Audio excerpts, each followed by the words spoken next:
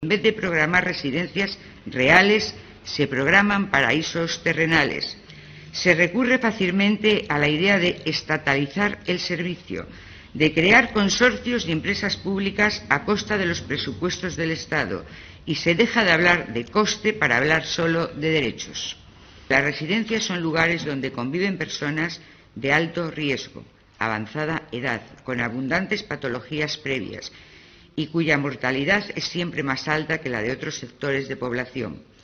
Porque el hecho cierto y obvio es que la residencia siempre tiene una mortalidad más alta que la de la población en general, igual que la tienen, por ejemplo, los hospitales, independientemente que su gestión sea pública o privada. Y no me avergüenzo de decir que Galicia lo ha hecho bien, no me avergüenzo, piensen ustedes lo que quieran. Evidentemente las zonas sanitarias de Galicia lo han hecho muy bien porque lo han hecho con nosotros, con las personas de las residencias, lo hemos hecho en colaboración y evidentemente los datos lo demuestran. Esta es la realidad y el que se avergüence es su problema. Enfermeras, auxiliares y médicos. Todo lo que es el tema sanitario escasea, pero escasea para la pública, para la privada, para los hospitales y para todo el mundo. Y hay veces que tardamos varios días en poder cubrirlo y lo pasamos fatal, fatal.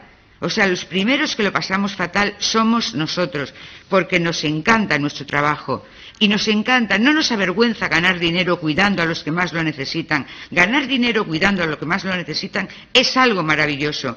Y de verdad que se ha querido criminalizar y se sigue, por lo que veo, queriendo criminalizar la atención de las residencias de mayores, como si las muertes del COVID fueran cosa nuestra, como si nosotros fabricáramos el COVID de noche y se lo repartiéramos a los ancianos por la mañana. No, señores, el COVID no es cosa nuestra. Atendemos a los mayores de verdad, con amor, con cariño, con calidez, con entusiasmo y con mucha entrega.